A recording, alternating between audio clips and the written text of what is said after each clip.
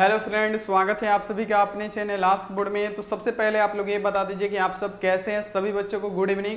सभी बच्चे बता दीजिए आप सब कैसे हैं। आवाज़ की क्वालिटी, वीडियो की क्वालिटी सब चीज़ बढ़िया है कि नहीं है।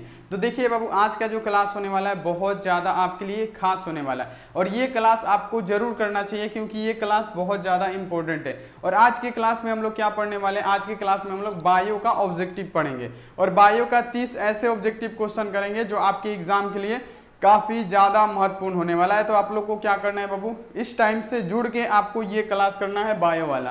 तो यहाँ पे देख लीजिए आपको क्या करना है। सबसे पहले इस वीडियो को शेयर कर दीजिए अपने दोस्त साथी के पास। चलिए हम बताते हैं कि इस वीडियो में क्या है बाबू। इस वीडियो में हम लोग क्या पढ़ने वाले हैं, तो इस वीडियो में बाबू हम लोग पढ़ने वाले क्लास 12th का बायोलॉजी। बायोलॉजी का यहाँ देखिए 30 ऐसे ऑब्जेक्टिव क्वेश्चन बताएंगे जो आपके फाइनल बोर्ड परीक्षा के लिए काफी ज्यादा महत्वपूर्ण होगा। क्या होगा बाबू, काफी ज्यादा महत्वपूर्ण होगा और ये 30 क्वेश्चन आपको याद होना ही चाहिए। तो आप लोग क्या कीजिएगा, इसको याद कर लीजिएगा। तो सभी बच्चे रेडी हैं, एक बार बता दीजिए क्लास करने के लिए। अगर आप लोग क्लास करने के लिए रेडी हैं तो चैनल पे पहली बार आए हैं तो चैनल को आप लोग सब्सक्राइब कर दीजिए।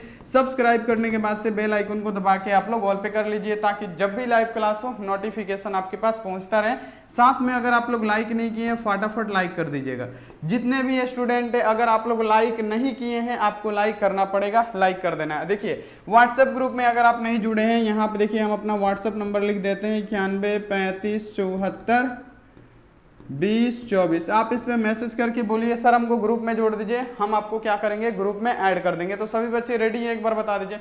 सभी बच्चे रेडी हैं? चलिए रेडी हैं तो यहाँ पे हम शुरू करते हैं। तो देखिए बाबू पहले नंबर क्वेश्चन से शुरू करते हैं। एक क्वेश्चन आपके लिए इंपॉर्टेंट है। देखिए पहला नंबर क्वेश्चन है कि इष्ट में प्रजनन मुख्यतः किस माध्यम से होता है। ये क्वेश्चन बाबू बार बार आता है आपके एग्जाम में, हर बार यानी ये पूछा ही जाता है, आपसे पूछा जाता है कि इष्ट में प्रजनन मुख्यतः किस माध्यम से होता है। कौन से माध्यम से इष्ट में प्रजनन की क्रिया होती है, कौन से माध्यम में होती है बाबू, तो मुकुलन द्वारा होता है इष्ट में प्रजनन। ये आपको याद रखना है, क्या मुकुलन द्वारा इष्ट में प्रजनन होता है। हमारा क्या होगा बाबू, हमारा हो जाएगा यहाँ पे ए ऑप्शन, बिल्कुल ही राइट आंसर। इसे आप लोग याद कर लीजिएगा। अगला यहाँ पे क्वेश्चन देख लीजिए कि निम्न में से कौन उभयलिंगी पादप नहीं है। अब बताना है कि उभयलिंगी पादप नहीं लगा दिया है बाबू, कौन उभयलिंगी है। तो बाबू उभयलिंगी कौन कौन सा होता है, सरसों आपको पता याद होना चाहिए। ये याद रखिएगा कि सरसों क्या है, सरसों उभयलिंगी है। देखिए यहाँ पे गुड़हुल जो होता है ये उभयलिंगी ये सब क्या होता है, पादप होते हैं। अब यहाँ देखिए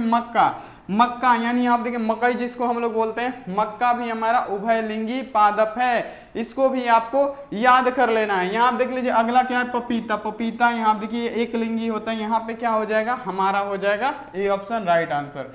इसे आप लोग क्या कीजिएगा, याद कर लीजिएगा क्योंकि पूछा गया है कि निम्न में से कौन उभयलिंगी पादप नहीं है। तो नहीं कौन सा, ये सब तो उभयलिंगी है लेकिन यहाँ देखिए पपीता क्या है, नहीं है उभयलिंगी, तो हमारा राइट आंसर होगा। अगला यहाँ आप देख लीजिए 3 नंबर क्वेश्चन कि उस वैज्ञानिक का नाम क्या है जिसने वंश गति के नियम दिए। बाबू आपको बताना है कि उस वैज्ञानिक का क्या नाम है जिन्होंने वंश गति का नियम दिया। ये तो बहुत ही आसान क्वेश्चन है लेकिन आता है बाबू ये एग्जाम में आपके। तो यहाँ पे आपको बताना है कि उस वैज्ञानिक का क्या नाम है जिन्होंने वंश गति के नियम दिए थे। वंश गति के नियम किसने दिए थे, तो बाबू याद रखना है ग्रेगर जॉन मेंडल ने दिया था। वंश गति के नियम किसने दिया था, तो ग्रेग मेंडल ने दिया था। ये आपको याद कर लेना है। यहाँ पे क्या होगा, हमारा हो जाएगा ए ऑप्शन 100% राइट आंसर। इसे आप लोग क्या कीजिएगा बच्चे, सही कर दीजिएगा। ये याद हो गया क्वेश्चन। चलिए बाबू इस समय जो क्लास होता है उसको जल्दी जल्दी किया जाता है लेकिन अगर हम आपको समझाते हैं तो आप लोग प्लीज समझिएगा, जल्दीबाजी मत कीजिएगा। जल्दी जल्दी कब होता है, तो बाबू यहाँ देखिए जल्दी जल्दी क्लास होता है दिसंबर से, एकदम फटाफट लाइए सटाक सटाक मारिए। दिसंबर से पढ़िएगा, वैसा जरूर पढ़ाएंगे आपको। चलिए अगला क्वेश्चन देख लीजिए। अगला क्वेश्चन क्या है कि यहाँ देखिए पुन्नेट वर्ग विकसित किया गया। अब यहाँ बता दीजिए इसका राइट आंसर क्या होगा। यहाँ पे आपको 4 नंबर का आंसर बताना है। बहुत ही जबरदस्त क्वेश्चन है बाबू। यहाँ पे पुन्नेट वर्ग विकसित किया। बाबू पुन्नेट वर्ग किसने विकसित किया, याद रखना है किसने, रेजिनेल्ड ने। बाबू यहाँ पे देखिए किसने, रेजिनेल्ड ने पुन्नेट वर्ग विकसित किया है। ये बाबू आपको क्या करना है, याद कर लेना है। अगर आपसे पूछेगा कि पुन्नेट वर्ग विकसित किया, पुन्नेट वर्ग किसने विकसित किया, बाबू किसने किया, तो रेजिनाल्ड ने किया। यहाँ पे क्या होगा हमारा, सी ऑप्शन हमारा बिल्कुल ही सही जवाब हो जाएगा। यहाँ देखिए जब दोपहर वाला गेस क्वेश्चन आपका खत्म हो जाएगा, बहुत जल्दी खत्म भी होने वाला है, उसके बाद से क्या स्टार्ट होगा, आपका क्रैश कोर्स स्टार्ट होगा। और क्रैश कोर्स ऐसा पढ़ाएंगे, डीपली इतना पढ़ाएंगे दोपहर 2:15 पे क्रैश कोर्स हमारा स्टार्ट होगा, 2:15 पर। एक एक चैप्टर को इतना डीपली पढ़ाएंगे आपको उसी समय सब चीज स्पष्ट हो जाएगा, सब A to Z गारंटी है। वैसे आप लोग 5000 देके कहीं पेड पे भी पढ़िएगा तो ऐसा समझ में नहीं आएगा, जैसे आपको डीपली पढ़ाएंगे, चाहे फिजिक्स हो चाहे केमिस्ट्री हो। तो आप लोग क्रैश कोर्स जरूर कीजिएगा। यहाँ आप देख लीजिए पुन्नेट वर्ग विकसित किया किसने है, तो यहाँ देखिए रेजिनेल्ड ने। यहाँ पे आपको क्या करना है, याद कर लेना है। अगला क्वेश्चन देख लीजिए कि द्विसंकर क्रॉस की अनुलक्षणी में क्या पूछा गया है, फिनोटॉपिक अनुपात पूछा गया। एक पूछा जाता है जीनोटॉपिक, दूसरा पूछा जाता है बाबू फिनोटॉपिक। लेकिन यहाँ पे आपसे क्या पूछा है, ध्यान दीजिएगा, पूछा गया है कि द्विसंकर क्रॉस अनुलक्षण में यहाँ देखिए फिनोटॉपिक अनुपात क्या होता है बाबू। इसका फिनोटॉपिक अनुपात होता है 9:3:3:1। क्या होता है फिनोटॉपिक, अगर फिनोटॉपिक पूछे द्विसंकर क्रॉस अनुलक्षणी का क्या होता है, 9:3:3:1 होता है। तो यहाँ पे बाबू हमारा क्या बनेगा, डी ऑप्शन राइट आंसर बनेगा।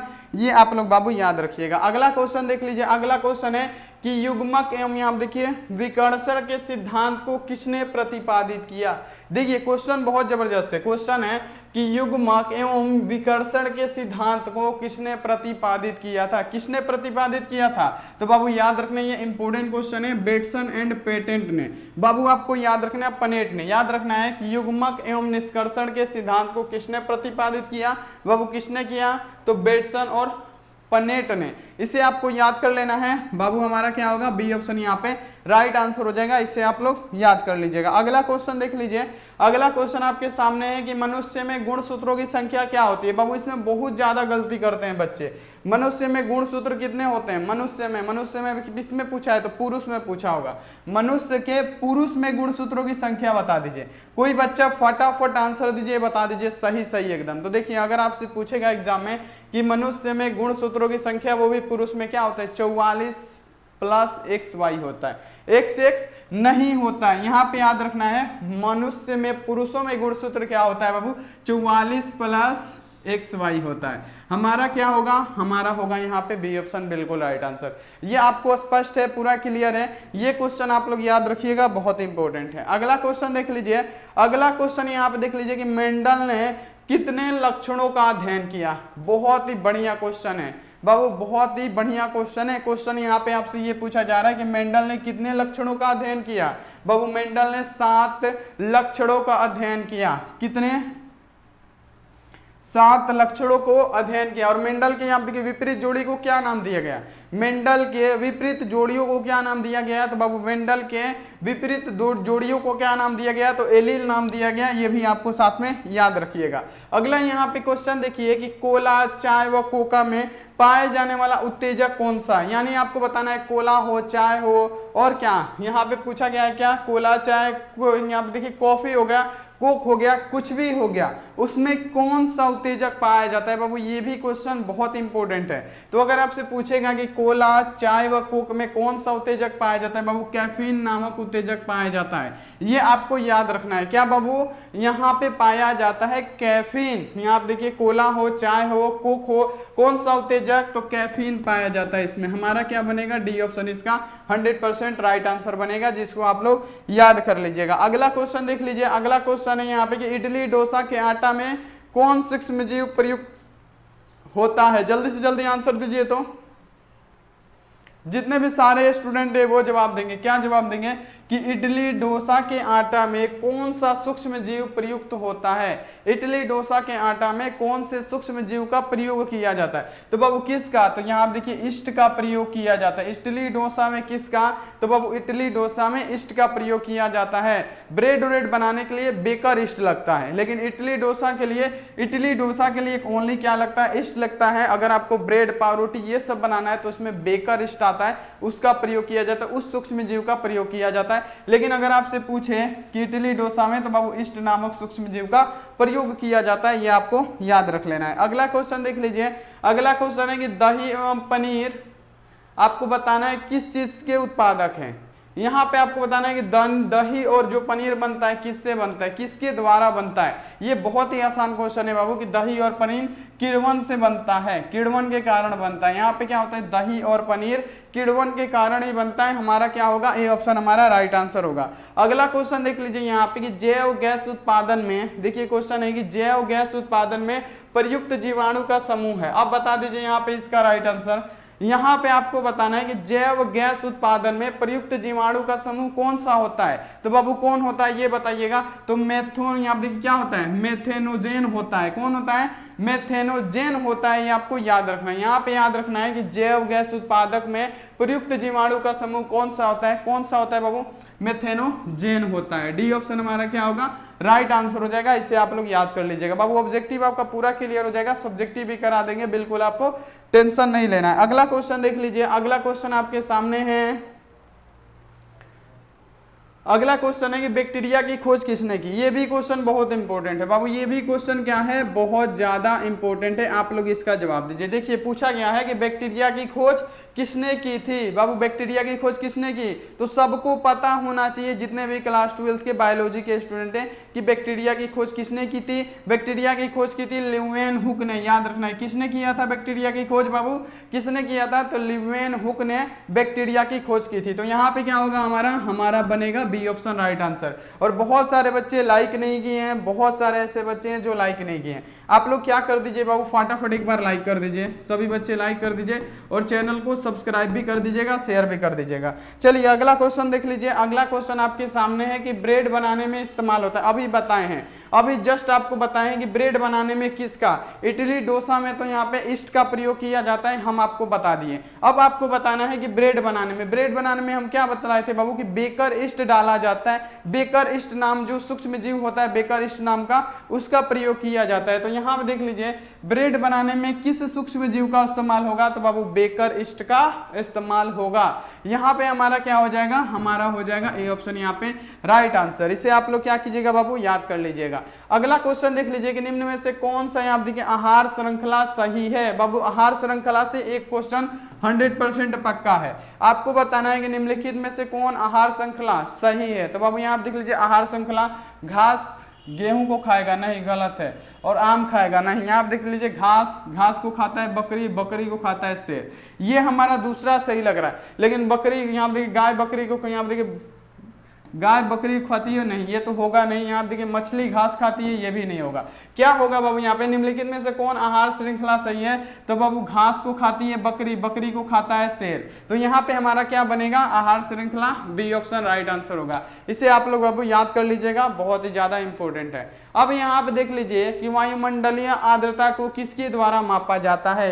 यानी वायुमंडल की आर्द्रता को, बाबू वायुमंडल की आर्द्रता को किसके द्वारा मापा जाता है। ये भी क्वेश्चन आया हुआ है आपके एग्जाम में। आपको बताना है कि वायुमंडल के आर्द्रता को किसके द्वारा मापा जाता है। याद रखना है किसके द्वारा, तो बाबू हाइग्रोमीटर से मापा जाता है वायुमंडल की आर्द्रता को। अगर आपसे पूछेगा एग्जाम में कि वायुमंडल की आर्द्रता को किससे मापेंगे, हम लोग मापेंगे हाइग्रोमीटर से। हमारा बनेगा बाबू बी ऑप्शन, बिल्कुल राइट आंसर। आप लोग इसको याद कर लीजिएगा। अगला क्वेश्चन देख लीजिए यहाँ पे कि सल्फर का सबसे बड़ा संग्रह कौन सा है। यानी जो सल्फर गैस होती है कहां से निकलती है, बहुत सारे बच्चे गलती करेंगे। बाबू सल्फर का सबसे बड़ा संग्रह कौन सा है, बाबू याद रखना है सल्फर का सबसे बड़ा संग्रह चट्टान है, चट्टान से निकलता है। सल्फर का सबसे बड़ा संग्रह बाबू चट्टान होता है, याद रखना है। बी ऑप्शन बिल्कुल राइट आंसर हो जाएगा। सल्फर का सबसे बड़ा संग्रह चट्टान होता है। आपको बी ऑप्शन क्या करना है, याद कर लेना है। अगला क्वेश्चन देख लीजिए कि निम्नलिखित में से कौन सा रोग प्रोटोजोआ परजीवी के द्वारा संचरित होता है। बाबू बहुत ही जबरदस्त क्वेश्चन है।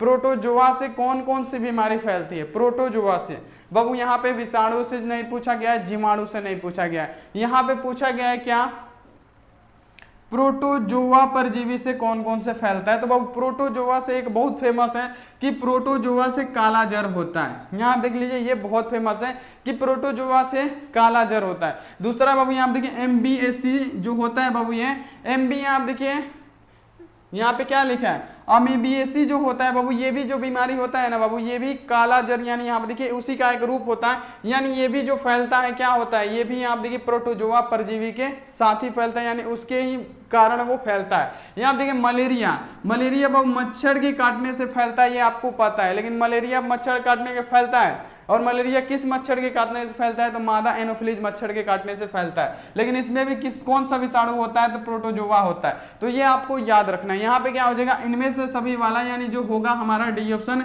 राइट आंसर होगा। इससे आप लोग याद कर लीजिएगा। अगला क्वेश्चन देख लीजिए। अगला क्वेश्चन है कि गर्भावस्था के कितने महीने में गर्भ का शिशु गतिशील हो जाता है और सिर पर उसके बाल उगने लगते हैं। यानी गर्भावस्था के कितने महीने बाद गर्भ का जो शिशु होगा वो यहाँ पे क्या होता है, मतलब हिलने डुलने लगता है और गतिशील हो जाता है और उसके सर पे बाल उगना भी चालू हो जाता है। तो बाबू कौन से महीने में, तो 5वें महीने में उसका ये सब क्रियाक्रम होने लगता है। यानी आप देखिए उसमें जान आ जाता है, हिलने उलने लगता है और उस पे क्या होता है, उसके सर पे बाल आने लगता है। यहाँ पे क्या होगा हमारा बी ऑप्शन राइट आंसर होगा। इसे आप लोग याद कर लीजिएगा। चलिए अगला क्वेश्चन देख लीजिए।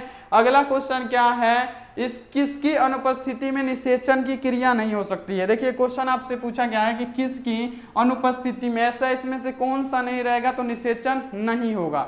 यानी कहने का मतलब है किसकी अनुपस्थिति, यानी इसमें से कौन नहीं रहेगा जिससे निषेचन की क्रिया हमारी नहीं होगी। तो देखिए बाबू किसकी अनुपस्थिति, तो कैल्शियम की अनुपस्थिति के कारण क्या होता है, निषेचन नहीं हो सकता है। सी ऑप्शन हमारा 100% राइट आंसर होगा। निषेचन की क्रिया बाबू नहीं हो सकती है अगर कैल्शियम ना हो। तो यहाँ पे आपको क्या करना है, इसे याद कर लेना है। चलिए अगला क्वेश्चन देख लीजिए कि मानव स्त्रियों में अंडों का निर्माण होता है। बाबू इसमें बहुत सारा कंफ्यूजन होता है, बहुत सारे बच्चे गलती भी करते हैं। बहुत सारे बच्चे बोलते हैं क्या, ओवेरियन फोलिकल, और बहुत सारे बच्चे बोलते हैं फिलोपियन नलिका।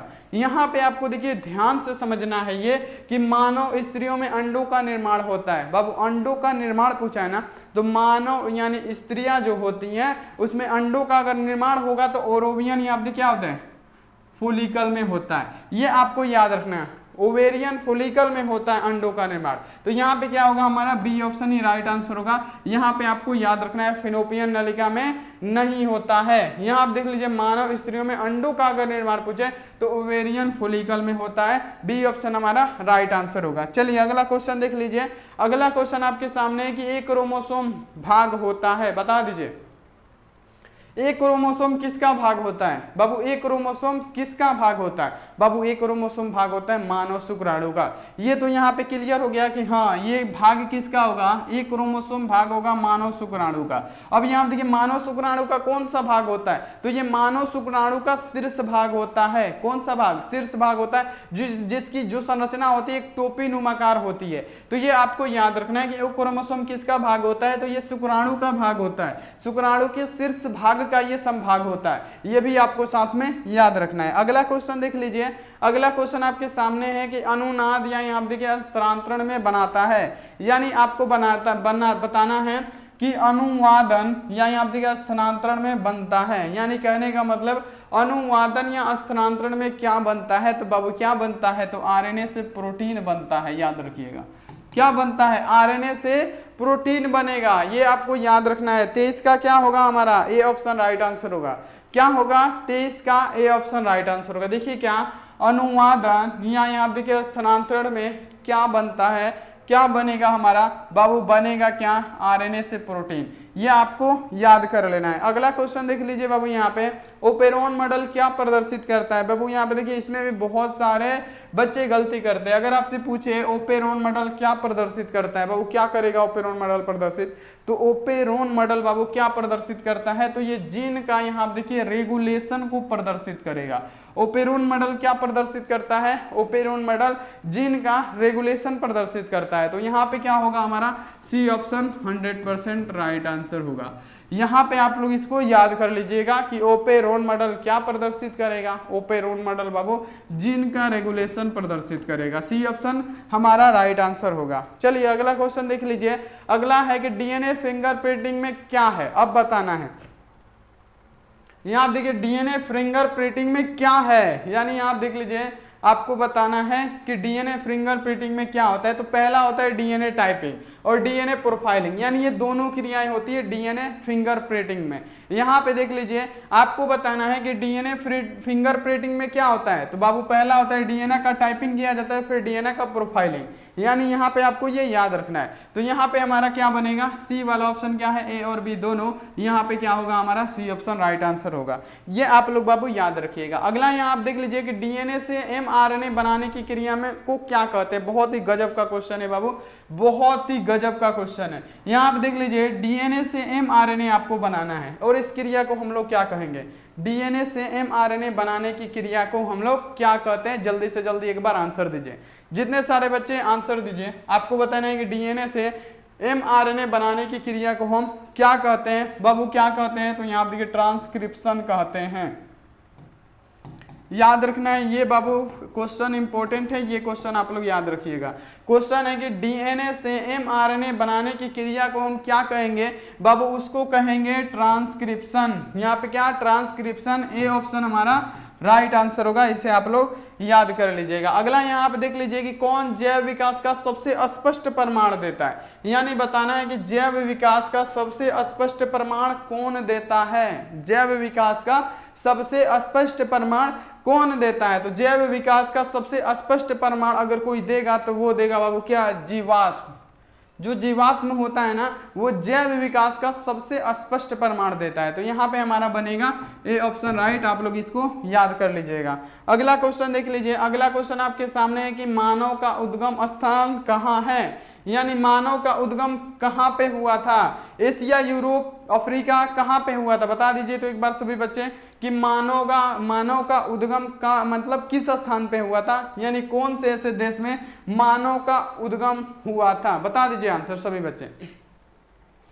सभी बच्चे बताइए कि मानव का उद्गम स्थान कौन सा है। तो बाबू मानव का उद्गम स्थान अफ्रीका है, ये आपको याद रखिएगा। बाबू यहाँ पे देखिए, मानव का उद्गम अगर स्थान कोई है तो वो क्या है बाबू, अफ्रीका है। तो यहाँ पे देखिए क्या होगा हमारा, बी ऑप्शन राइट आंसर हो जाएगा। यूरोप नहीं होगा। यहाँ पे आपको याद रखना है क्या, मानव का उद्गम स्थान कहाँ है, तो अफ्रीका है। ये आपको बाबू हमेशा याद कर लेना। अगला क्वेश्चन देख लीजिए कि रेड डाटा बुक में सम्मिलित है। ये क्वेश्चन आया हुआ है इसलिए आपको बता दे रहे हैं। रेड डाटा बुक में क्या क्या सम्मिलित है ये सबको पता है। बाबू क्या क्या सम्मिलित है याद रखना है। दुर्लभ पौधों की सूची, विलुप्त हो रहे पौधों की सूची, आपत्तिग्रस्त प्राणियों की सूची, इनमें से सभी वाला क्या होगा हमारा राइट आंसर हो जाएगा, क्योंकि ये सब सम्मिलित है। अगर आपसे पूछे रेड डाटा बुक में सम्मिलित है तो दुर्लभ पौधों की सूची, विलुप्त हो रहे पौधों की सूची और यहाँ पे देखिए आपत्तिग्रस्त प्राणियों की सूची, ये सब क्या है, सम्मिलित है। तो यहाँ पे हमारा डी ऑप्शन क्या होगा, राइट आंसर हो जाएगा। इसे आप लोग याद कर लीजिएगा। अगला क्वेश्चन देख लीजिए बाबू यहाँ पे 30 नंबर कि निम्नलिखित में से कौन सा रोग प्रोटोजोआ परजीवी के कारण होता है। बाबू यहाँ आप देखिए ये क्वेश्चन दो बार हो गया, आप लोग इसका HW में जवाब दे दीजिएगा। प्रोटोजोआ परजीवी से कौन कौन सा होता है एक बार बता चुके हैं आप लोग, लेकिन इसका जवाब फिर से दे दीजिएगा। अब यहाँ पे देखिए ये तो क्लास इतना जल्दी चलता है और जल्दी ये बाबू यहाँ पे देखिए खत्म भी हो गया। तो यहाँ पे देख लीजिए आपको क्या करना है। सबसे पहले अगर आप लोग वीडियो को लाइक नहीं किए फटाफट कर दीजिएगा लाइक करने के बाद से चैनल को आप लोग सब्सक्राइब कर दीजिएगा और यहाँ पे देखिए नोटिफिकेशन को दबा के ऑल पे कर लीजिएगा।